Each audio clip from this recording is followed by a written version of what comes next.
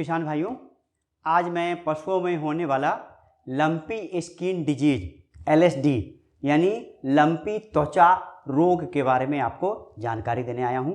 और इस रोग से अभी हमारे पड़ोसी कई राज्य प्रभावित है, और तो इस रोग से बचाव हेतु हम क्या क्या उपाय कर सकते हैं इसके बारे में मैं आपको जानकारी दे रहा हूं। और अगर इन उपायों को करेंगे तो यह बीमारी संभव है कि हमारे राज्य में हमारे पशुओं को नहीं लगे। लंपी स्किन डिजीज विषाणु रोग है। तो विषाणु रोग ऐसे छुआछूत वाले रोग होते हैं, फैलते हैं, लेकिन इसके जो फैलने का मुख्य जो वेक्टर है वो है मक्खी, टिक्स या उड़ने वाले जो जीव होते हैं जो यहाँ इस पशु की बीमारी दूसरे पशु में कर देते हैं। उन पशुओं से जिनमें बीमारी फैला है वहाँ से संपर्क को हटाना पड़ेगा, भंग करना पड़ेगा। और इसके लिए वैसे स्थान में, वैसे ज़िलों में, वैसे गांवों में जहां ये बीमारी फैली है वहां से पशुओं की आवाजाही रोकनी होगी। वहां पशु न जाए और न वहां से आए। दूसरी बात कि अगर कोई पशु चिकित्सा पदाधिकारी हो या कंपाउंडर हो या कृत्रिम गर्भाधान कर्मी हो तो वो भी अगर संक्रमित पशु के पास जाते हैं और फिर वापस आपके पशु के पास आते हैं तो वो भी बीमारी को फैला सकते हैं। तो इसका भी ध्यान रखना है। साथ ही जो ये बीमारी है मनुष्य में नहीं होता है। इस बीमारी के लक्षण क्या है आइए उसको जान लें कि ये अगर बीमारी हो ही जाता है तो पशु के पूरे शरीर पे छोटी छोटी गांठें बन जाती है, नोडुल बन जाता है। जैसे इसमें जो यहाँ पे जो गांठ बना है ये गांठ ऐसे ऐसे ये गांठ जो है ये ही गांठ उसके मुख्य लक्षण है। लेकिन जरूरी नहीं कि ये गांठ आपको बीमारी के शुरू होते ही दिख जाए। ये गांठ बड़े गांठ के रूप में या पैरों में या कहीं और भी, गले में, छाती में, ये कहीं भी ये हो सकता है। बड़े रूप में होते हैं, छोटे रूप में भी हो सकते हैं। और ये पशु को चलने में परेशानी, अगर पैर में हो जाता है तो पशु को चलने में परेशानी होती है, उठने बैठने में परेशानी होती है, पशु लंगड़ाती है, खाती नहीं है, बहुत सारी परेशानियां जिसमें आ जाती है। बुखार भी हो सकता है। पशु अगर लक्षणों का ध्यान रखें तो इसकी चिकित्सा हम आराम से कर सकते हैं।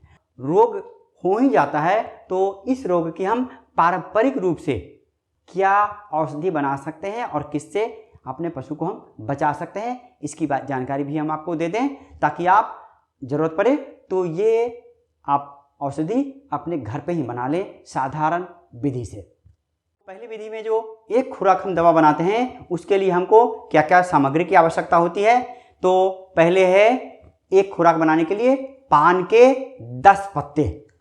तो पान का 10 पत्ता ले लेते हैं, काली मिर्च के 10 ग्राम और नमक का 10 ग्राम। इन सामग्री को हम मिला के पीस लेते हैं और पीसकर इसमें आवश्यकता अनुसार गुड़ मिला लेते हैं, मीठा गुड़ मिला के, और इसे हम अपने पशु को थोड़ी थोड़ी मात्रा में खिलाते हैं। पहला दिन 3-3 घंटे पे खिलाते हैं और दूसरे दिन से 2 सप्ताह तक हम 3-3 खुराक अपने पशु को देते हैं। तो ये पहली विधि हो गई जिसमें हम साधारण 3 ही सामग्री मिला के ये औषधि बना लेते हैं। लेकिन आप जब भी बनाएं, जब भी खिलाएं तो ताज़ा बनाएं, क्योंकि ये हमने जो बताया है अभी आपको ये एक खुराक है। तो एक खुराक बनाएं, खिला दें, दूसरे सामान के लिए, दूसरे टाइम के लिए फिर से बना लें। छोटा सा तो प्रिपरेशन है ये। अब आते हैं हम इसकी दूसरी विधि पे जिसमें कुछ ज़्यादा सामग्री है।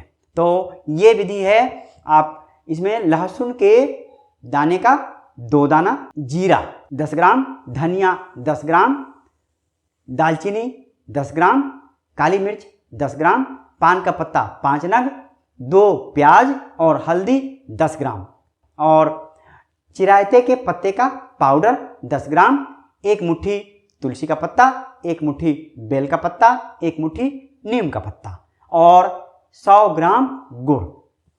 100 ग्राम गुड़ को छोड़ के बाकी सभी सामग्री को हम मिला लेते हैं, मिक्स कर पीस करके बना लेते हैं और इसमें गुड़ मिला देते हैं। पूरा 100 ग्राम गुड़ मिला देते हैं और गुड़ मिलाने के बाद जो ये बनता है इसे हम अपने पशु को थोड़ी थोड़ी मात्रा में खिलाते हैं। तो पहला दिन 3-3 घंटा पे एक खुराक और दूसरे दिन से 2 खुराक।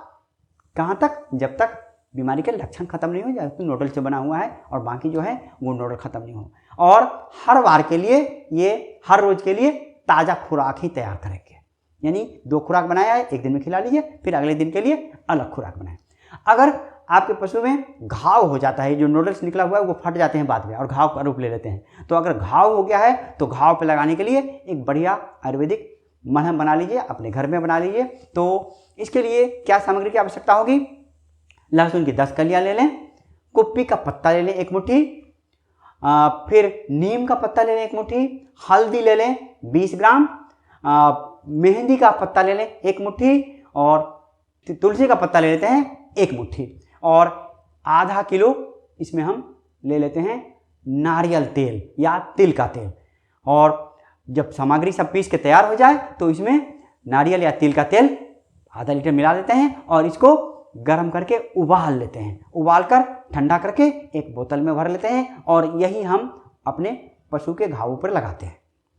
और अगर आपके पशु के घाव में कीड़े पड़ गए हैं, मैगोट्स कहते हैं जिसको, मैगोट्स पड़ गए हैं, तो उसके लिए आप नारियल के तेल में कपूर मिला के भी पहले दिन लगाएं साफ करके, तो इससे उसकी परेशानी हल हो जाएगी, ये मैगोट भाग जाएंगे और ये लगाएंगे। और ये हमने आपको 3 तरह की विधियां बता दी हैं। तीनों तरह की विधि का आप औषधि तैयार कर सकते हैं और लगाने वाली दवाई तैयार कर सकते हैं। और इस विषय में अगर आपको अधिक जानकारी चाहिए तो बिहार राज्य के बिहार पशु एवं मत्स्य संसाधन विभाग का एक संस्थान है, पशु स्वास्थ्य एवं उत्पादन संस्थान, वहाँ एक नियंत्रण कक्ष की स्थापना की गई है और उसका दूरभाष नंबर है 0612 22 26 049 0612 22 26049। और इस नंबर पे आप संपर्क करके अपनी बात बता सकते हैं या कोई सवाल हो आपका, कोई शंका हो तो उसका समाधान भी कर सकते हैं। और सबसे पहले अगर ये बीमारी कहीं फैलता है तो अपने नज़दीकी पशु चिकित्सा पदाधिकारी को अवश्य खबर कर दें ताकि वो इसके उपाय और व्यवस्था में लग जाएं और जो अथॉरिटीज़ हैं उन तक वे ये खबर पहुंचा दें। धन्यवाद।